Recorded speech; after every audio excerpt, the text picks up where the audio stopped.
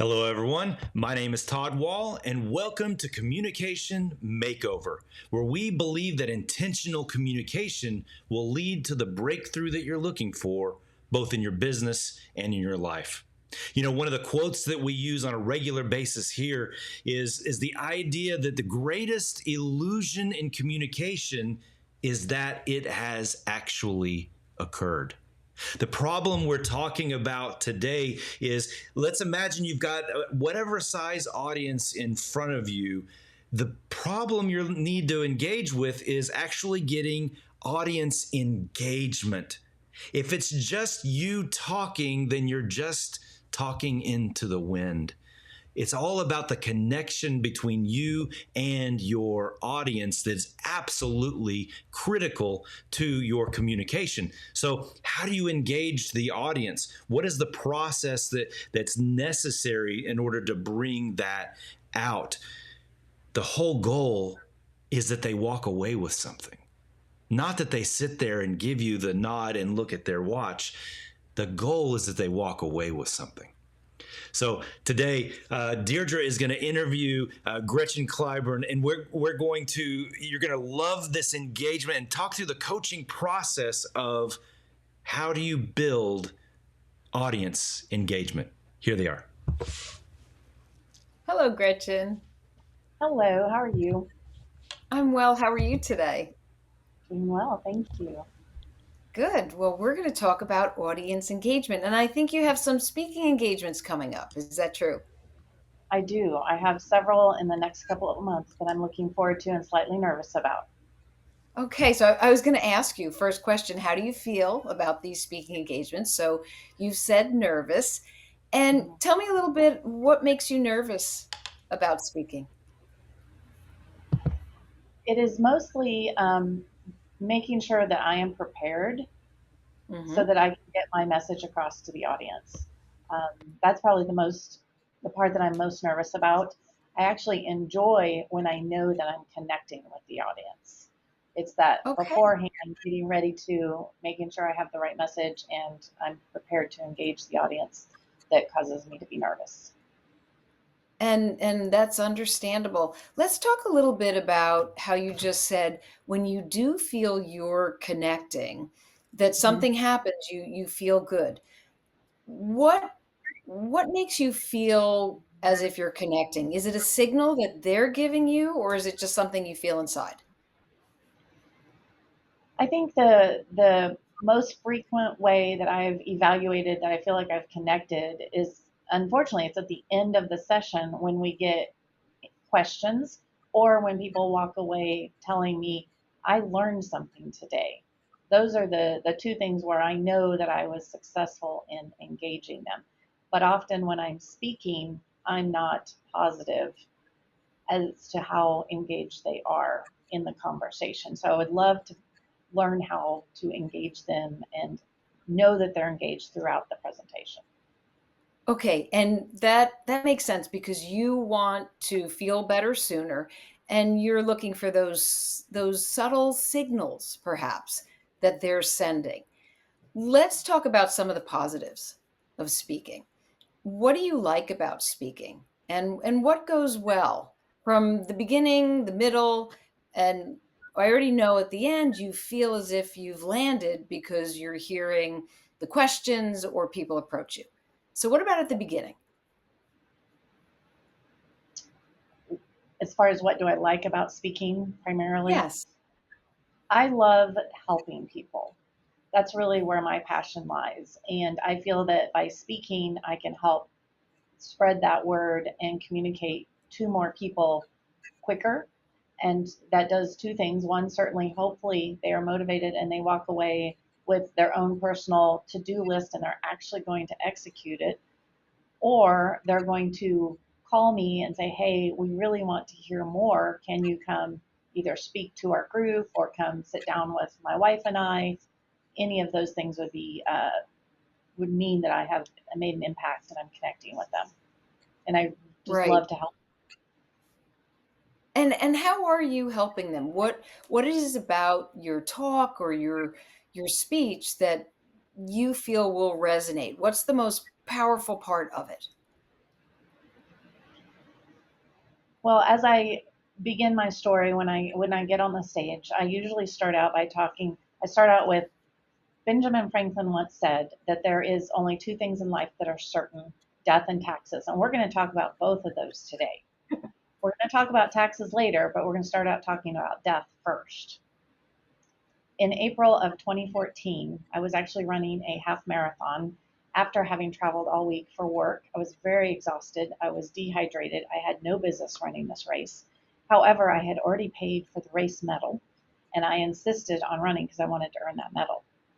So I went ahead and caught up with my running partner, and we started running that day. It was a gorgeous day. We were running well ahead of our normal pace. So it was no surprise to her when, after mile marker 9, I said to her, I need to slow down a little. Moments later, without any warning whatsoever, I collapsed from a cardiac arrest. Oh my goodness. Okay, so this is a story that really hits home. It's a tragic story. It's very personal, and you're sharing an incident that's scary and life-threatening. Mm-hmm. Yes, And that is absolutely. something, Gretchen, that is you're sending that out to your audience. Did you ever look out into the audience to see what the reaction is?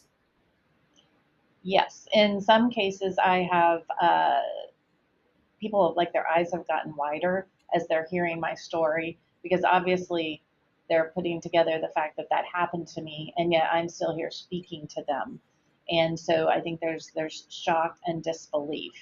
Obviously, I'm going for the fact that we never know when it's our time, and there are things that we need to do before that happens. That's the message I want to get across. But they are absolutely, it does get their attention without It a doubt. does. And what do you think they're feeling? You said shock, disbelief. Let's stay there for a moment. What else do you think they're feeling?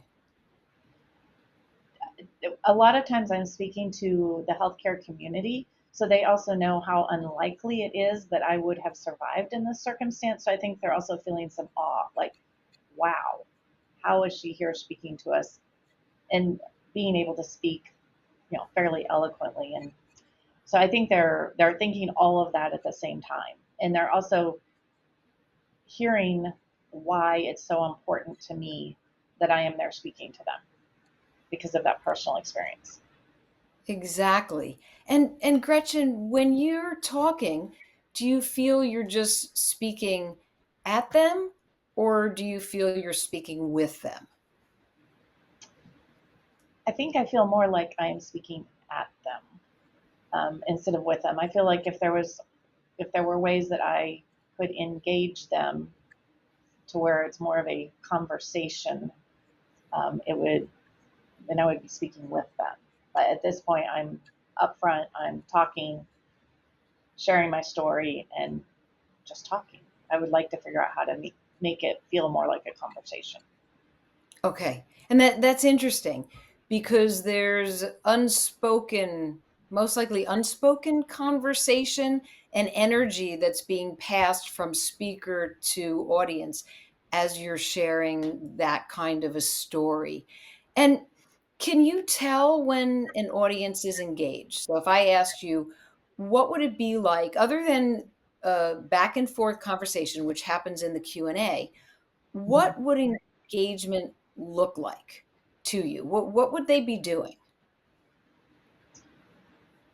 As I continue with my presentation, I like to see when they're taking notes. That to me, that means that my points are hitting home and they're finding information that's valuable. So often taking notes, certainly looking at me, nodding their heads. Those are probably the primary things. But I don't know how much attention I'm paying to that when I'm speaking. I think I might be more focused on making sure I remember to say the right things.